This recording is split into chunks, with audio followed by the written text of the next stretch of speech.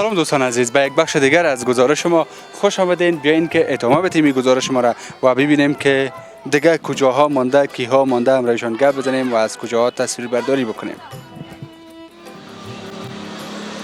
سلام علیکم، خوب هستین؟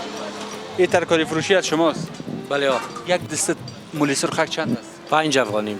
5 افغانی. هر کدامش 5 افغانی. بله. مگم از 2 لقمه زیادم نمیشه. بله. از 2 لقمه زیادم نمیشه. والله مو دیگه قیمت میاریم میشه. از کدام زمینا؟ از مارکت. از مارکت. معلوم نیست کدام زمیناست؟ معلوم نیست، نه دیگه زمین شبکی و قابل بای جان. قابل بای شبکی یا زمینای یکدان گذرگاه باشه. بله آموزه باشه. چطور کاروبار خوب است؟ شکر خدا. خانه از خودتان است؟ بله. قیمتا بالا رفت نه؟ فایده کردین؟ توکل به خدا. اینا چند تا ریلی شد که سفید شده پس سیاه میشه. این پس سیاه میشه. اصلا فکرت باشه مردم افغانستان که پیسه زیاد شد باز میرن چیز میکنن. کل مردم نه حالا باش کس ما رو نگیره، یک تعداد مردم که پیسه دار میشن باز میرن دیگه زن میگیرن. والله دیگه خوب هر کس نظر شخصیش دیگه. زنای خدا میمونن میرن عیاشی در کشور. استغفر الله خدا رو. اما تو یک تعداد هست یا نه؟ بعضی هستا. ما دروغ نگو. مثلا میتونیم بعضی ها از دیگه. بعضی ها خودشون قرار که در خانه بیچاره دی کاسه میکنه، یک دفعه دو کشور میره، دو کشور میره. این نمی کارایشون است دیگه. والله اگه خداوند مبارک مدد نکی نصیب بگردانه. خب باز میگه پیسه او داو پیسه شیر دشیر. شیر اگر از این خداحافظ. اگر زی پیدا کن باز نمیکنن اون کارا. آفرین زنده باشین.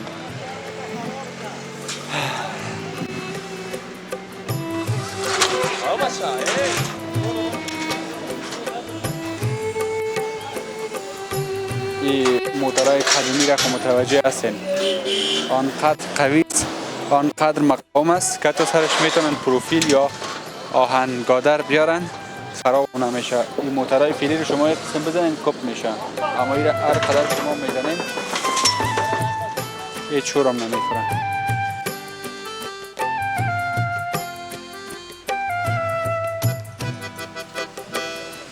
اون طرف هم یک دفعه میبینیم مسعود سطح سرک ببینین چقدر بالا آمده. دواخانه دو دسته حصه، دو حصهش در زمین گور است، یک حصهش بالا مانده.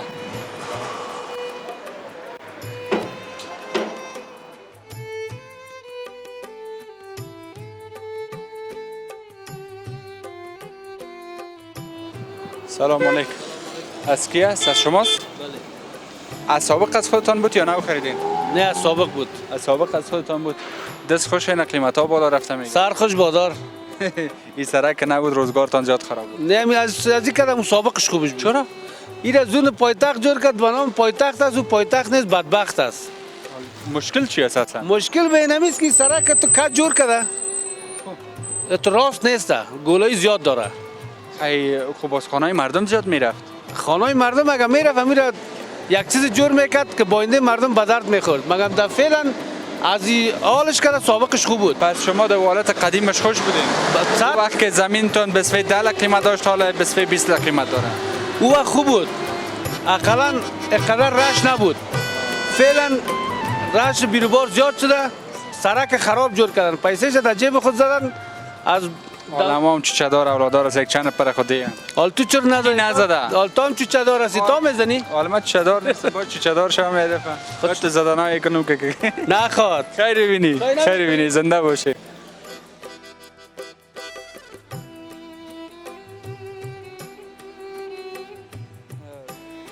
کاش یک مسجد پیدا شد و همین سرک هم جور کنه، کوچه را جور کنه، مردم از طرف زمستان فکر بکنین چقدر به تکلیف هستن.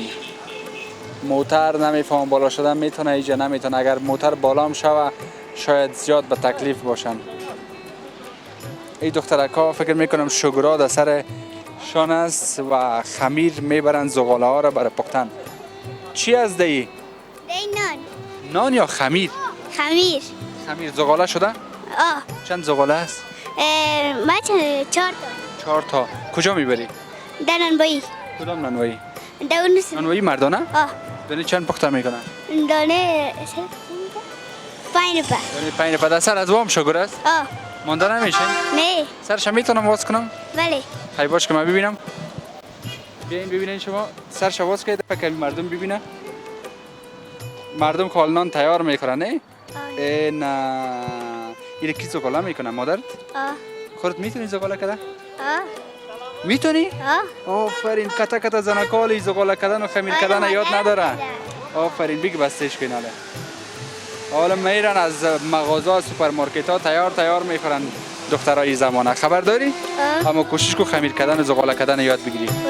خوب است؟ دی کردن هم یاد داری؟ بله. چی پخته کردن میتونی؟ تخم میتونم دیگه. تخم میتونم. دلده پخته کردن میتونی؟ نه. میشناسی دلده؟ آه. آفرین کاچی میتونی پخته کردن؟ کاچی نه. کاچی رو میشناسی؟ آه. چی است؟ چه رقم است؟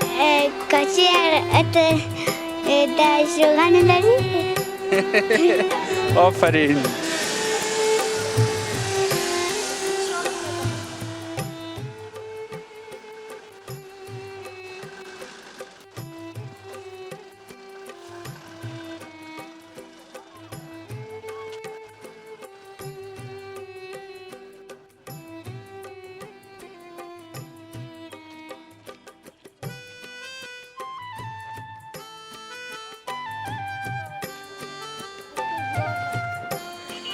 همونطور که من یادآور شدم دو طرفه سرک هنوزم کار جریان داره. هر قدرم پیش میریم همون قدر مردم توجه کردن به خانه‌های خود به خاطر نرخ نوا بالا رفته. هر دو طرف یا دکان ساختن یا بلند منزل ساختن، یک چیز بالاخره ساختن.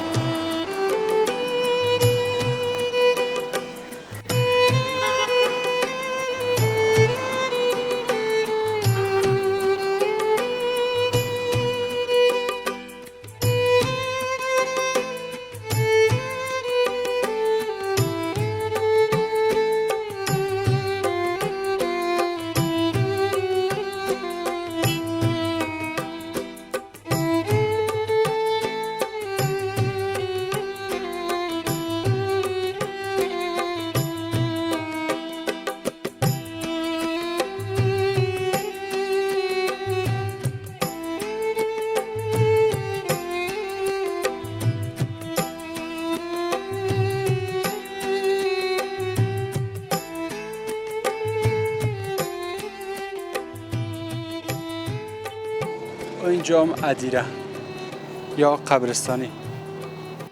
سلام علیکم. شما از این منطقه هستین کاکا؟ حدوداً چند سال میشه؟ شاید زیاد میشه دیگه. تقریباً 76 میشه. 76 سال. همیشه به دنیا آمدی؟ کدام از خانه تان؟ خانه موسو بود. او طرف هست؟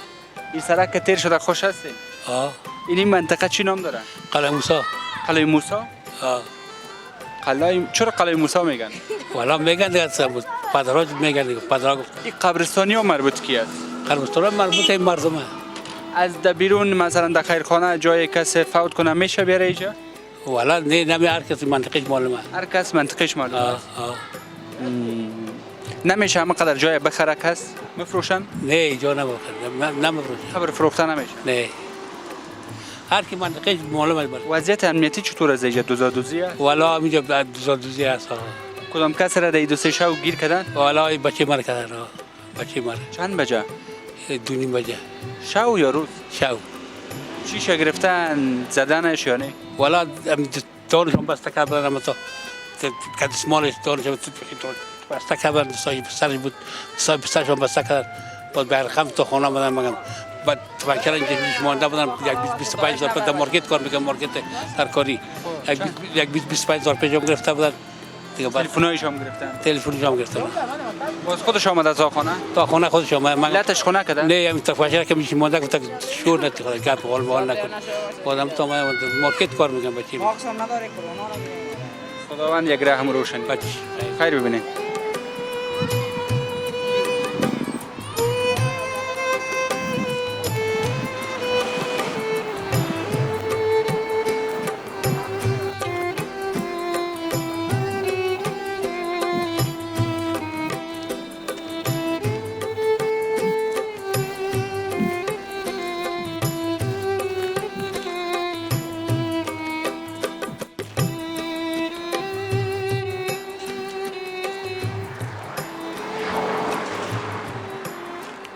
مسجد جامع نور قلعه موسی.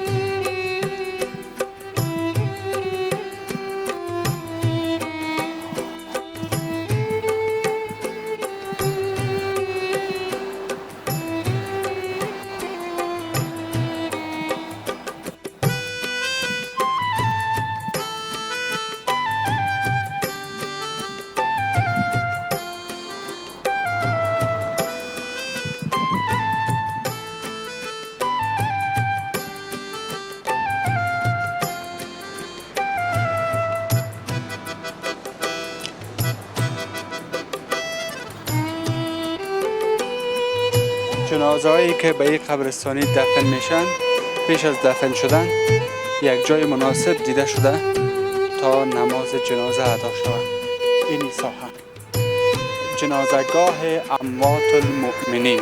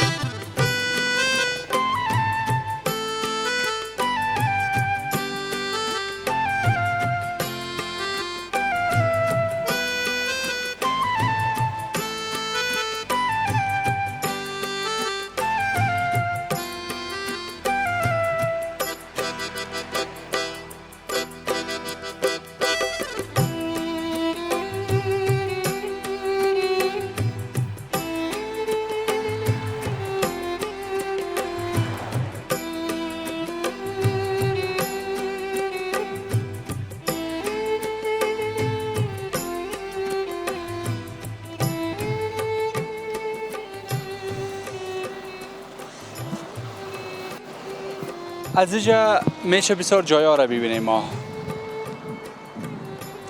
میتونیم مسعود دیدن قصبه بلاکای سابقی قصبه همچنان معلوم میشه، مگرم بلاکای جدیدی که در قصبه ساخته شده اونا هم به خوبی دیده میشه اینجا.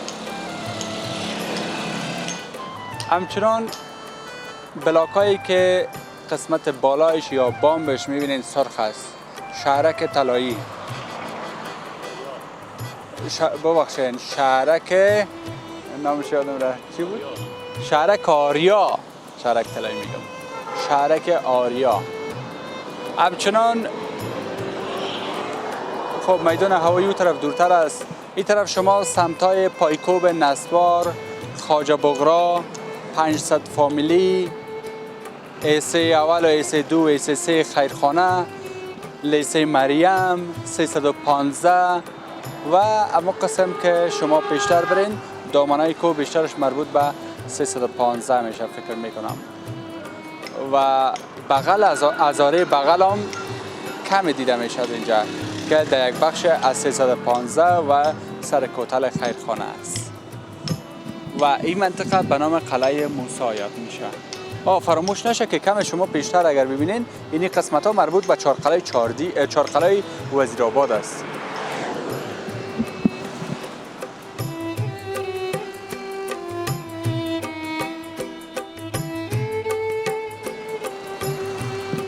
و ادیره که یک تعداد از شهروندان ما فوت کردن و اینجا دفن هستند. ما چند روز پیشتر یک پلیس ملی شهید شده بود، آمدم به جنازش، سر تپه چندین نشان سنگ قبر وقت خواندم نوشته شده بود که فلانی فرزند فلانی به این تاریخ در یک حمله انتحاری به شهادت رسید. یعنی از این که به مرگ خود کسی فوت میکنه یا به اثر یک مریضی فوت میکنه، بیشتر قربانی ها در این شرایط شما وقت مطالعه کنین کسانی هستند بیشتر قربانی ها که در حادثات ترافیکی، در حملات انتحاری، در جنگ های تن به تن یا در جنگ های مسلحانه دو قماندان، دو وکیل یا این تو موضوعات اونا جانای شیرین خود از دست دادن. در دیگر کشورها مرگ بیشتر به اساس مریضی، بیماری و یا به اساس سن و سال، وقت سن و سال بالا میره بالاخره به اوجش میرسه اونا فوت میکنن یا مریض میشن و حتی ایست قلبی یا امو بعض موضوعات یا مریضی های قلبی که میگن فراموشم شد تمیل چی میگن سکته قلبی و سکته مغزی و این چیزا کمتر در دیگه کشورها هست. در این کشور ما او گپا نیست. گفتم براتون به اساس چی اینا فوت میکنن.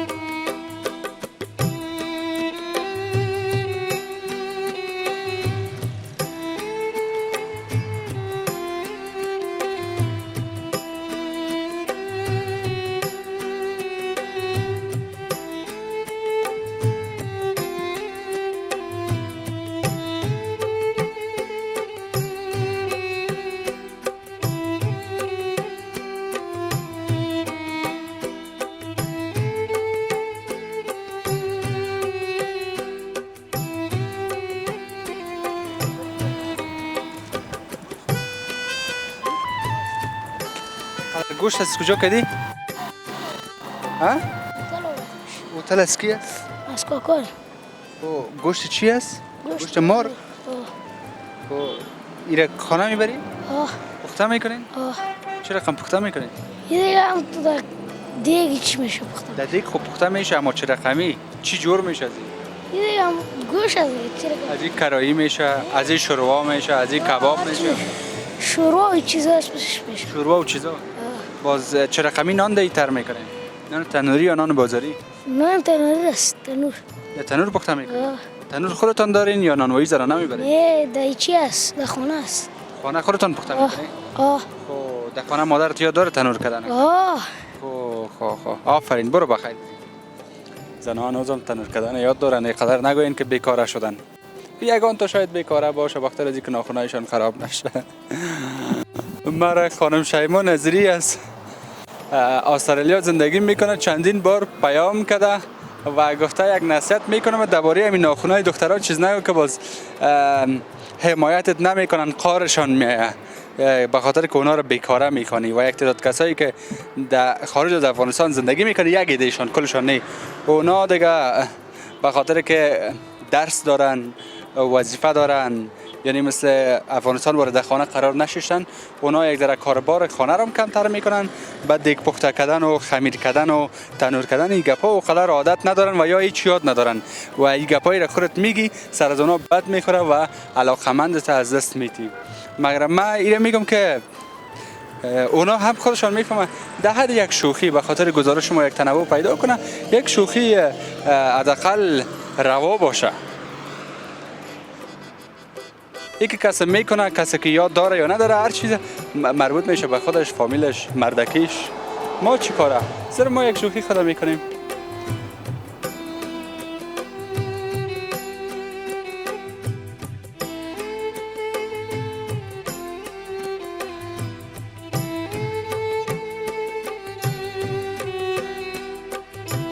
بعضی سریالا یا فیلم های ایندی رو وقت شما دیده باشین، وقت خواستگار میرن خانه یک دختر، باز مشخصات و دختر برش میگن، خصوصا آنچه که در سیویش است.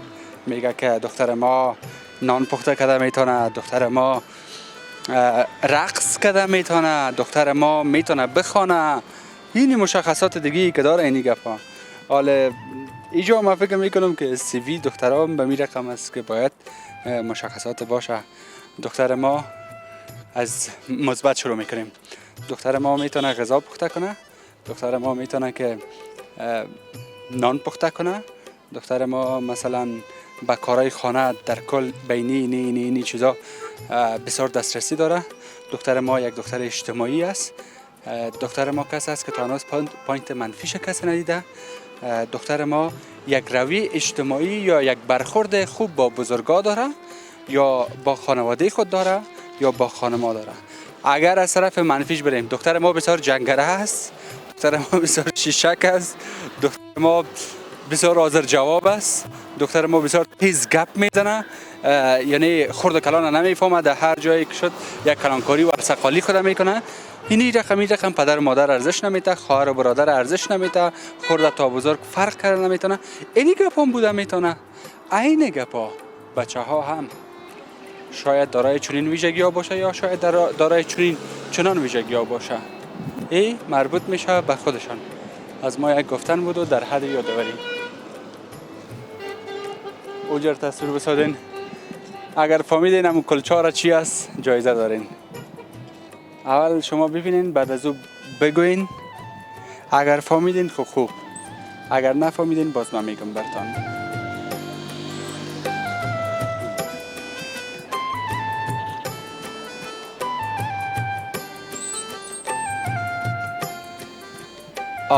این حالا بیاین که درباره از گپ بزنیم.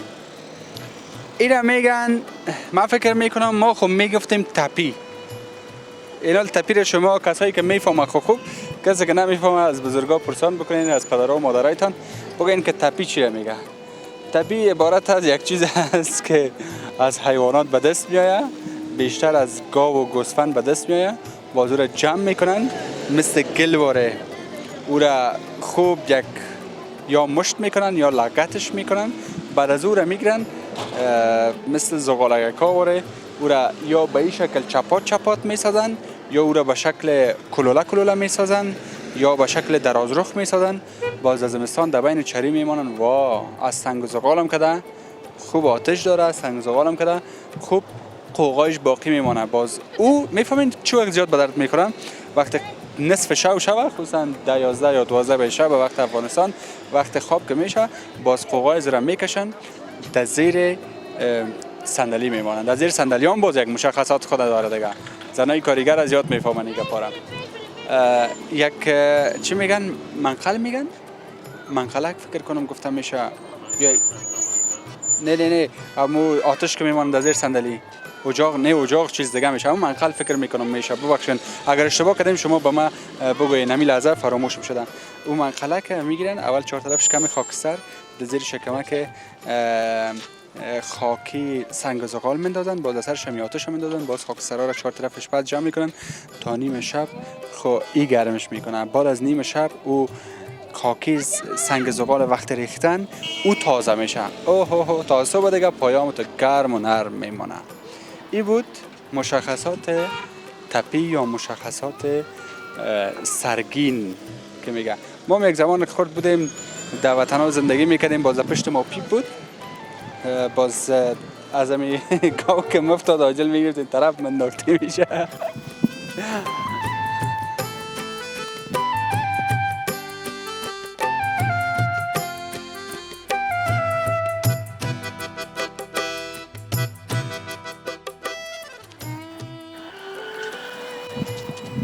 رسم و رواج یا فرهنگ چادری پوشیدن هنوز هم در افغانستان زنده است.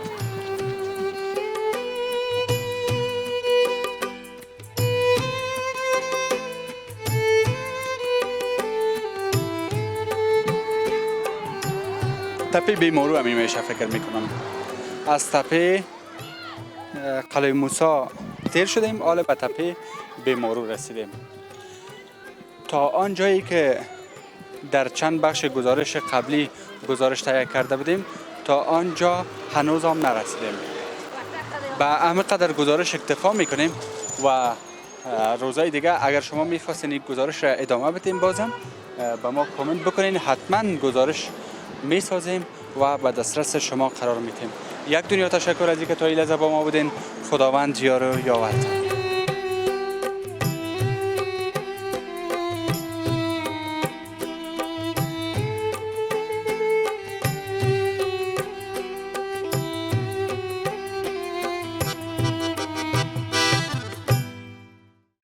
تشکر از اینکه تا این لحظه بیننده گزارش بودین. اگر میخواین گزارش های قبلی بنده را بیننده باشین اینجا را کلیک بکنین و اگر میخواین گزارش های آینده را بیننده باشین اینجا را کلیک بکنین و اگر میخواین با شبکه جهانی آریانا همیشه باشین پس ما را سابسکرایب بکنین.